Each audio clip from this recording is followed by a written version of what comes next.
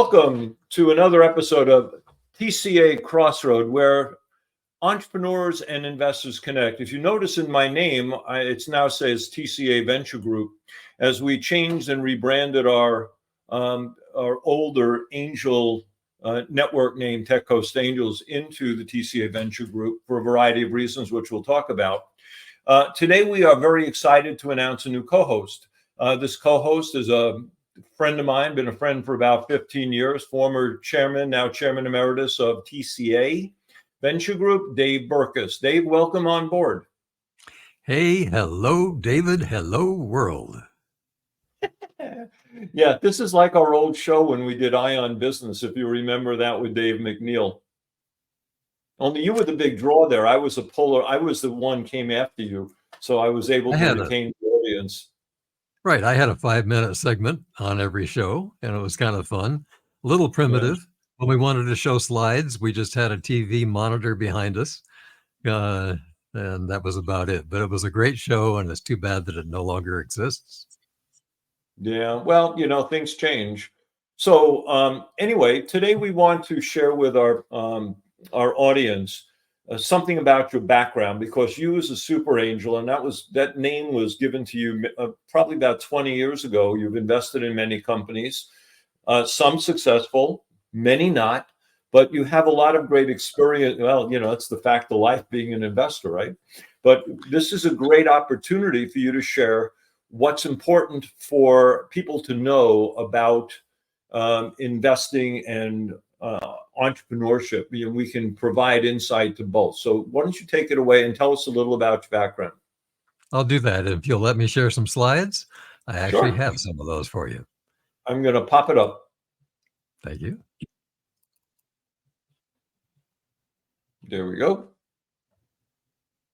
You're on. I don't see slides. Well, that would be a problem. So here is our first technical problem, saying that David Friedman is our chief technical advisor, and maybe something is wrong there. Yeah, so much for all those engineering degrees. I'm seeing the slides fine, and you look very handsome in this fourth act that continues with a twist. But I'm not sure why I can't find those slides for whatever reason. Well, okay, I will wing it. How's this? I'll change a slide, and you tell me if you can see the changed slide. I just see the 4 acts in review, Act 1. Well, okay, I'll handle it then. First of all, I began a record company in my bedroom at the age of 15. It paid my way through college. It actually was able to help me build 2 buildings, the first one 3 years out of college. I built that record company up to manufacture vinyl a long time ago. And it went public. I took it public in 1971. But in 1971, I programmed the very first mini computer, the one with a screen. And those computer programs became more valuable than the record company itself. So I sold the record company, my interest in the public company. I formed Computerized Lodging Systems, which started out as Berkus CompuSystems. And it was those programs, and I was able to lease them, rent them for $1,000 to $10,000 a piece, which was a lot of money back in the early 70s. And I got that company up to 233 employees with 27 offices worldwide. We were about 100 million in 2022 dollars. And we had 16% of the world's hotels automated, or different, do it differently. 16% of the automated hotels in the world were ours. I sold the company in 1990, and Marriott, 42 years later, still uses that software. They're trying to replace it with Oracle now. And I imagine they're probably ready for a rollout. But after 42 years, I'll let them. Okay, so then comes Act 3, and that's where it really gets interesting. I started angel investing in 1993. I've made 206 early stage company investments. I'll give you the stats in a minute, and I think you'll enjoy them, if that's the right word to use. And I took a lot of board seats early on in Tech Coast Angels, or TCA, and began at that point what turned out to be a career. And that's why the fourth act becomes the fourth act. So I'm all these things: coach, author, speaker, CFO. That's all right. And I've done a lot of keynoting, and that's all right. But what's really interesting for you to see, well, let me start with one thing first, and that is in 1996, Inc. magazine called me a super angel. You can see the little diagram. That is the first time that the term had ever been used. Ouch. Which is kind of fun. So I have that at least to be able to brag about. But here's what you wanted to see. Since Correct. 1993, I have seen 10,000 uh, approaches, which would be usually a executive summary and a PowerPoint. 10,000. And I'm imagining Tech Coast Angels, TCA, has seen another 10,000. Now, I didn't see all of those, but I've been exposed to them because the good ones fell through the system and we had a chance to look at them. So let's say, for giggle's sake, that I've seen 20,000. I've invested in 206. What is that, 2%? And Yep. 159 secondary rounds, which tells you a lot because some of them are to save the company and some of them are obviously because you want to double down. 33 of those investments have gone public or been sold. 61 are buried and dead, and 112 are still out there. Now, I got to admit, and David, you understand this one, some of these are the living dead that just don't respond to us. It's one of our Yeah, it's biggest. like they're like zombies. They just you Right. can't take the tax deduction. You can't do anything with them. They just hang on. And some of them might be great. You just don't know. They don't So, look at the early investors, and that's a terrible thing. Our documents talk about them having to tell us how they're doing quarterly, and they never do.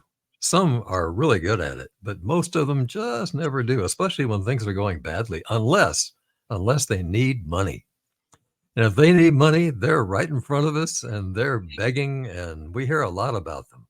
And we hear, a polished story about them needing money, but that's not many of them, although it's increasing.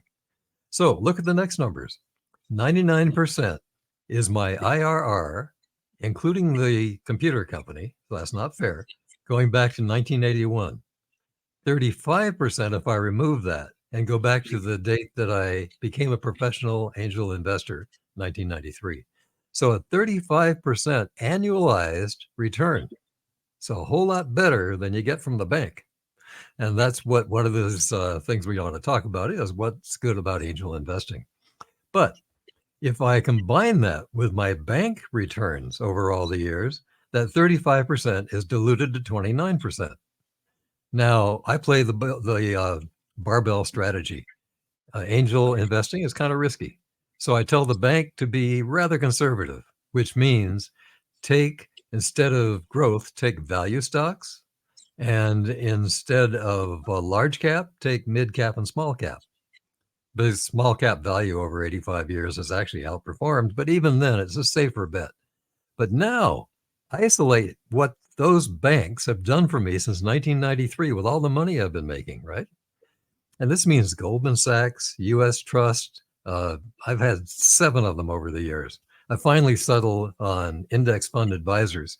Mark Hebner, who used to be oh a yeah, member I know of Mark. ABL, Good guy. TCA. And Mark is my personal advisor now, and I use indexed funds because look at my total return since 1993. It's only 5% per year net of fees, but wow. And so the public stocks, I don't mean my public stocks, I mean the public stocks, were up in 2021, 38%, down in 2022, 8.9%, up again in 2023. I think it was 12.1%. I mean, I'm not going to actively manage that crap. I want that to be done by a professional manager, and I trust Mark. So that's the story. But look Well, at the last let me number. ask you a question, Dave. Hold on. Yeah, Now, you're certainly not advocating that any investor puts all their money into angel investing. So, if you had a portfolio of just give 100 points, how many points would be allocated into the angel or what we call alternative part versus the public part? Just start with that breakdown. And then we can that's break my down the first public insight. part into First insight for you of 2. Number 1, 10%. Good. $10 of that $100, 10%, no more. Perfect. Because there are two things. Number one, it takes a long time for this egg to hatch. And if you're looking at the actual stats, I don't believe the stats that I'm getting from the Angel Capital Association, although they are well documented, because my average to a positive liquidity is 11 years. Yep. My average to a negative liquidity is 4 years. So the average of the averages is 7 years. Now, I want to know what they're reporting when the Angel Capital Association tells us 7 years. I If don't they're know. reporting, So I've been doing this, as you know, since 2009. So I'm going on my yes. 15th year, 16th year, Mhm. and I've had quite a few quick failures, going to zero, and those usually occurred within 2 to 3 years. Yeah, and I'm saying 4, I've so it had could be early. Yeah, so I've had a few exits that came. One was pretty quick. It came in 18 months. It was positive. I've had others that have come slowly but surely. But most of my investments, even early on, and you know that I've invested a lot from the ACE 2 and ACE 3 funds that you ran. That's where we first came in touch with each other. It Those are is. still going along quite nicely. So I figured my kids will benefit. But I agree with you, by the way, with wholeheartedly that when new members come on board, I say, make sure that you don't, first of all, diversify early. Use the funds as basically your core. Supplement the funds with individual investments, and make sure your alternatives are no more than 10% or 15% max. Does that make sense, or is them? Well done. First of all, funds were not common in 2010 Yeah, I when know that we, part. TCA, invented our fund. And we had lots of special features that the few funds that were out there didn't have. So at subsequent Angel Capital Association national events, I would be able to present, and did, for the first 4 or 5 years. And we shared our documents, which I created and had a lawyer change and fix. And we shared our documents free with anybody, any angel group nationwide that wanted to start a fund. And I sent them out 42 times. I know of 12 angel funds of angel groups like TCA that use those documents to create their funds. So, Yep. 2010, that's not long ago. But since that time now, what you just said is true. Many, if not most, angel groups start with a fund and let people then invest alongside or by You know, themselves. yeah. So it's really funny because at TCA in large, and we have 4 funds now out of our 5 networking groups. So for all of you who don't know, TCA Venture Group now has 5 networks. We have TCA LA, TCA Orange County, TCA Inland Empire, and we have 2 licensees that are part of our network, and one is Pasadena and one is Meta Angels. And Right. other than Inland Empire, we have 4 funds that are built. So everybody is literally well, not everybody, but many of the people are investing in the funds and complementing or supplementing those funds with investments. But here's an interesting thing. I don't know if you remember, but early on when I invested in the ACE fund, people looked at me and said, "You're not really an angel investor because you're only investing in these funds." Well, the funds were Ouch. risky, but huh?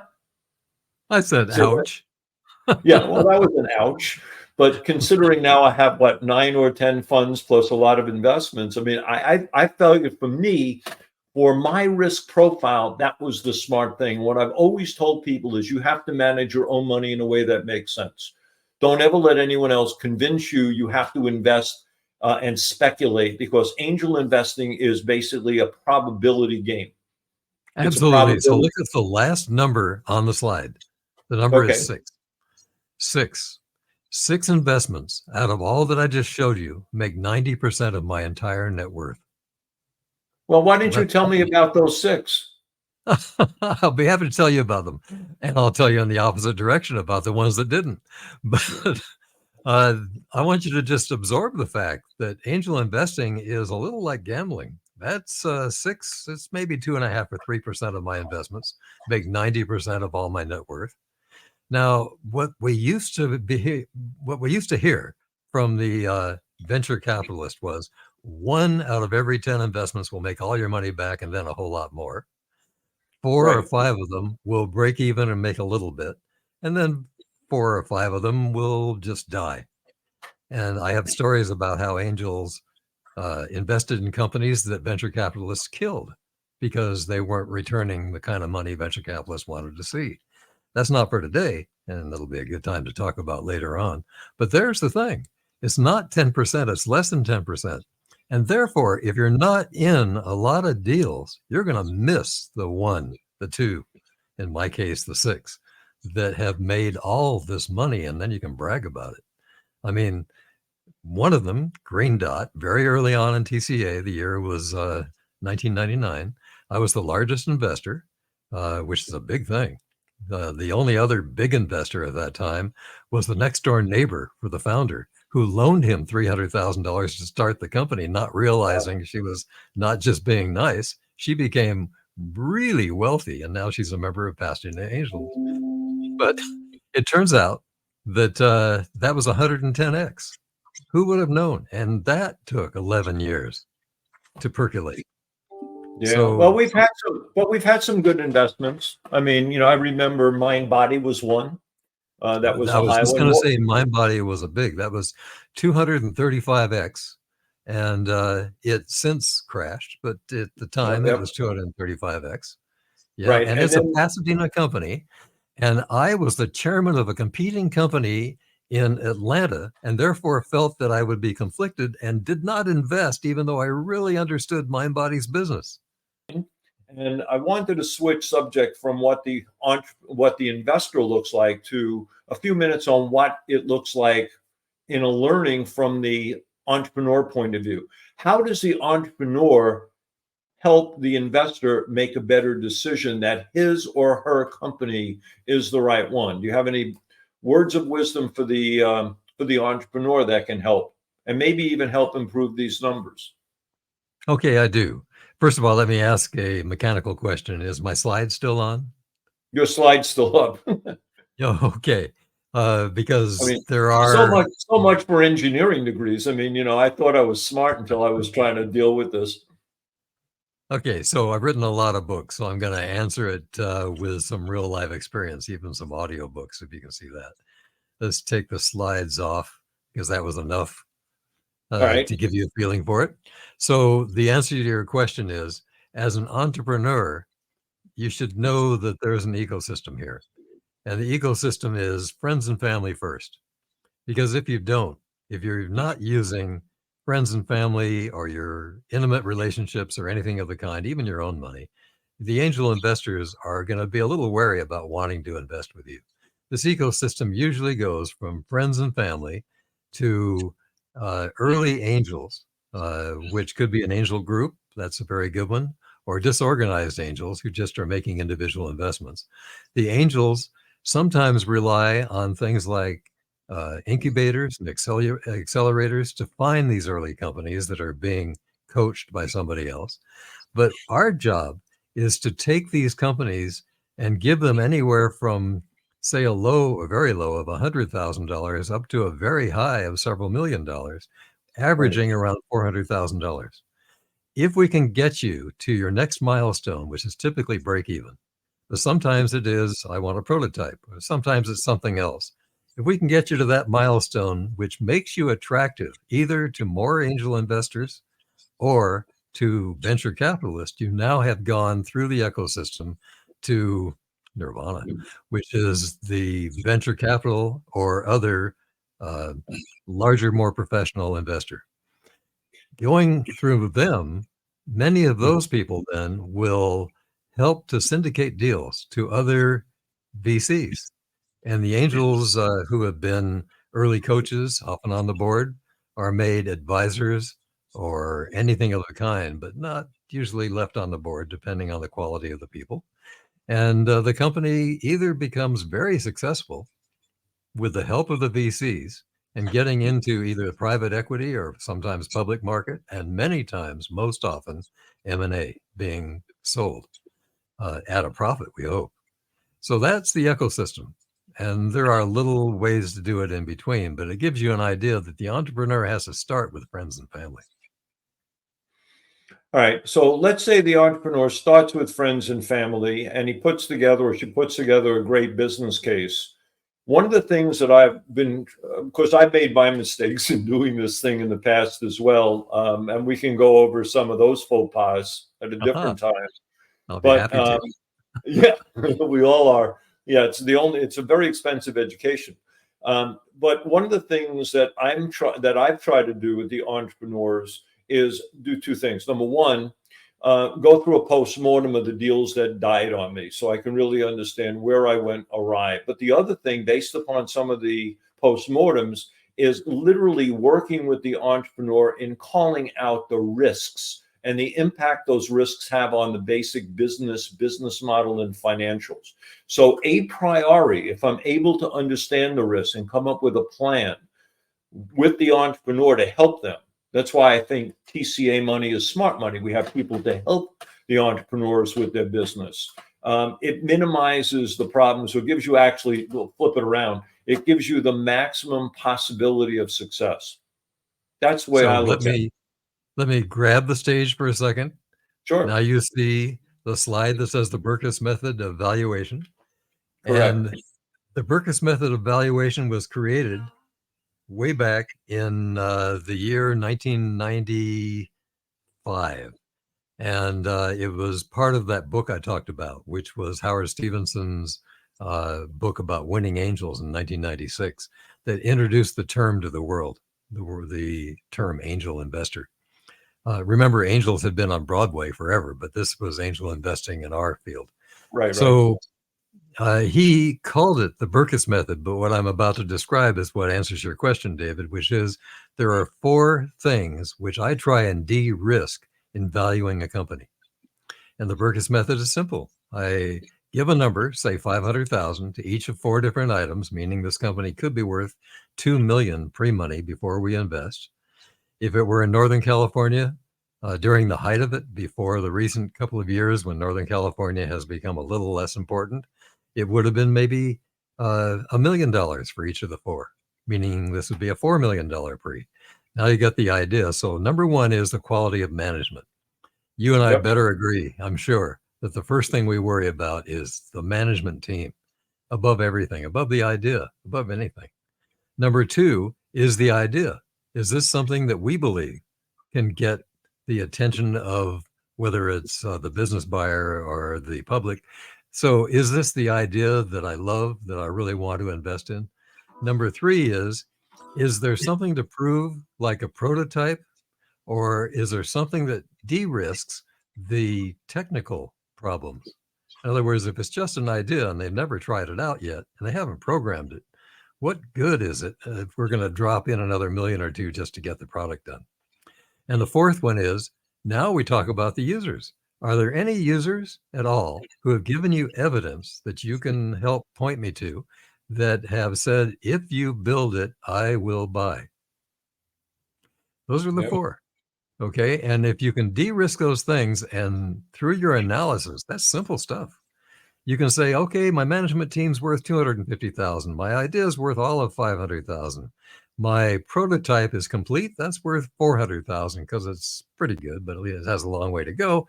And I haven't found one single person yet who thinks it's a good idea. So that's a 0. So I'll tell you, we're going to follow up with this in 2 ways. Number 1, I think the next episode of the TCA Crossroads is going to be on the management team and the board, because that's the number 1 thing. We'll talk about the management team and governance. And then I really want to explore, because I've developed some models in my career on risk impact and risk avoidance or risk management. But right now, unfortunately, we have to draw this one to a close.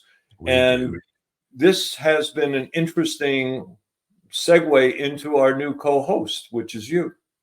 So I really appreciate it. I look forward to it. I am going to sign off. This has been instructive, and I will see you at the next episode. Bye, David. Bye, everybody. Have a very good day. We're off.